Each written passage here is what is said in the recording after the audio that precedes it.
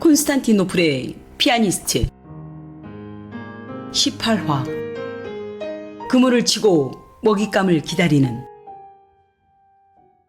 대공가의 본성에서 한참 떨어진 별채는 사람들의 눈에 띄지 않는 은밀한 장소였다. 사람 키의 몇 배가 되는 나무를 별채 주로 빙 둘러 심어 놓은 탓에 별채 내부가 전혀 보이지 않았다. 오랫동안 불이 꺼져 있었던 별채에 불빛이 일렁였다. 하녀들이 가끔 청소하러 올 뿐 거의 사용하지 않는 대공가에서 가장 은밀한 곳. 대공의 성중 사람의 발길이 가장 뜸한 곳이 요즘 들어 부쩍 밤에 촛불이 켜져 있는 횟수가 늘어나고 있었다.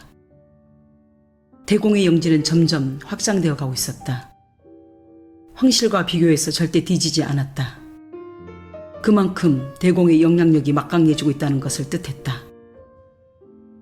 대공의 활동 영역이 넓어지다 보니 저택을 비우기 일쑤였다.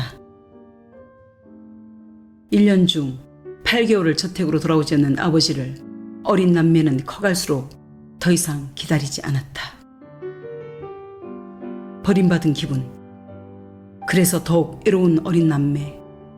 그중 오빠는 약간의 장애를 가지고 있었다. 대공의 아들과 딸은 자신만이 할 수 있는 일들을 찾기 시작했고, 시간이 지나 성인이 되었을 때 대공이 집으로 돌아오는 날에는 오히려 귀찮아하며 썩 달가오지 않았다. 자유롭게 지내다 아버지가 나타나면 행동의 제약을 받을 수밖에 없었고 긴장할 수밖에 없었다. 병약한 오빠와 밖으로 도는 대공을 대신해 동생인 대공의 영애가 어린 나이부터 하인들을 통제하고 집안 전체를 이끌어가고 있었다. 대공의 딸이 실질적인 가문의 주인이었다. 대공가의 별채는 영애만이 사용하는 은밀한 공간이었다. 그런 대공가의 별채에 오랜만에 은밀하게 불이 켜지고 사람들의 온기가 느껴졌다. 2층. 복도를 거니는 검은 그림자가 느릿하게 움직이고 있었다. 그림자는 복도 오른쪽 끝방으로 들어갔다. 별채에서 응접실이 딸린 가장 큰 방이었다. 밖에서 보이지 않도록 두꺼운 커튼까지 드리워져 있어 더욱 비밀스럽게 느껴졌다. 창문 너머까지 유리 깨진 소리가 예리하게 새어나와갔다. 남자는 자신을 향해 날아오는 와인잔을 아슬아슬하게 피했다. 마시다만 와인잔이 벽에 부딪혀 산산이 부서졌다. 상아빛 실크 벽지에는 붉은 와인이 피처럼 번지고 있었다. 카페 바닥에는 얼룩과 유리 파편으로 어지럽혀졌다. 일을 그따위밖에 못해? 젊은 여자의 깨어진 유리잔 같은 목소리에는 화가 잔뜩 묻어 있었다. 붉게 상기된 얼굴은 술 때문인지 화가 나서 그런지 구분이 가지 않았다. 대공녀님. 남자는 한쪽 무릎을 꿇고 고개를 숙였다. 아이리는 분을 참지 못하고 자리에서 일어나 부들부들 떨고 있었다. 그깟 어린 계집애 하나 깔끔하게 처리하지 못하면 어떻게 나와 일을 도모할 수 있지? 남자의 긴 허리는 엎어질 듯 아무 말 없이 여전히 숙이고 있었다. 진땀이 흘렀다. 아이린의 눈은 붉게 충혈되어 있었다. 별 볼 일 없는 너를 받아줬는데, 다 망해서 인간 구실도 못할 너를 내 곁에 두었는데 이 정도밖에 안 되냐고. 계속 이러면? 씩씩거리는 모양새가 코에서 연기가 날 것 같았다. 오늘 내가 얼마나 참은 줄 알아? 이런 수모를. 내가 분명 말했지. 이 콘스탄티노플에 한 발짝도 들어오지 못하게 한다고. 젊은 여자의 목소리는 단호하지만 어딘가 어설펐다. 여자의 얼굴이 환한 불빛 아래서 더욱 붉어지고 있었다. 그러나 여자의 중빛 눈동자는 더욱 요염하게 빛나고 와인에 담겨진 입술은 촉촉하니 교태를 품고 있었다. 알아. 입이 10개라도 할 말이 없어, 아이린. 그는 갑자기 존댓말에서 반말을 바꾸며 핑계를 대느라 정신이 없었다. 멍청한 내 입에서 내 이름 올리지 마! 후욕질 나니까. 최고를 보냈어. 내가 데리고 있는 애들은 최고였다고. 그것만 알아줬으면 해서. 시덥지 않은 변명. 누구 앞에서 늘어놓고 있는 거야? 너무 만만하게 본 게 패착이야. 시무룩한 그의 목소리에는 힘이 없었다. 인정하는 꼴을 보니 더 이상 사납게 굴 수 없어. 소파에 덜썩 주저앉아 버렸다. 술 기운에 서 있을 힘조차 남아있지 않았다. 뜻대로 되는 게 없었다. 등신 같은 놈. 그깟 별 볼 일 없는 계집 하나 제대로 처리하지 못한 게 못내 속상해 혼자서 유스티노를 기다리다 와인 몇 병을 다 비워버린 것이 화근이었다. 잠시 침묵이 흘렀다. 불만 있는 실내 공기가 뜨거워지고 있었다. 계속 그렇게 있을 거야? 일로 와서 앉아! 보고는 제대로 해야 할 거 아니야? 짜증은 아직 섞여 있었지만 한불 꺾인 목소리에 눈치를 보던 남자는 명령대로 슬금슬금 아이린에게 다가가 앉았다. 자신이 도착하기 전 와인을 몇 병이나 마셨는지 바닥에는 빈 술병 여러 개가 나뒹굴고 있었다. 아이린에게서 술 냄새가 훅 스쳤다. 혀가 풀려 발음도 꼬였다. 내가 겨우 막았어. 황태자를 꼬시느라 하루 종일 그 이국의 계집애가 가까이 오지 못하도록 성인식으로 막았다고. 다행히 황태자는 이미 나에게 넘어와 내 편을 들어주고 있지만 그놈의 황제가 아직 살아있으니 처절하게 매혹적인 붉은 입술에서 한 번 보면 누구도 반하지 않을 재주가 없는 그런 얼굴에서 시장 장사치나 쓸 말들이 거침없이 흘러나왔다. 주홍색 눈동자에는 살기마저 감돌았다. 태양빛을 담은 붉은 금발과 복숭아빛 발그레한 볼 뒤에 순수함을 가장한 요부의 얼굴이 잔혹하게 숨겨져 있었다.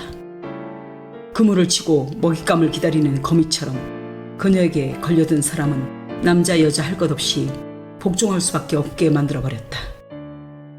잔인하리만큼 새하얀 피부는 물기 가득 윤기를 머금고 있었다. 오똑한 콧날은 오만한 귀족의 딸답게 고귀하고 냉혹해 보이는 이중성이 오롯이 드러났다. 그녀의 두터운 입술에서 교태의 정점, 한 송이 붉은 장미가 한껏 물이 올라 있었다. 요염함. 입꼬리를 살짝 올리며 눈웃음을 칠 때 그녀를 바라보는 모든 남자 귀족들은 사교 모임에서 숨이 넘어갈 듯했다. 남자 귀족들은 모두 그녀를 보면 욕망했고 눈길을 저절로 뺏겼다.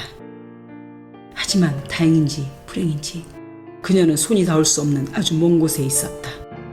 그녀가 손을 뻗어준다면 얼른 가서 두 손을 잡고 싶지만 그녀 쪽에서 손을 뻗어주지 않는다면 잡을 수 없는 콘스탄티노플에서 가장 높은 존재였다.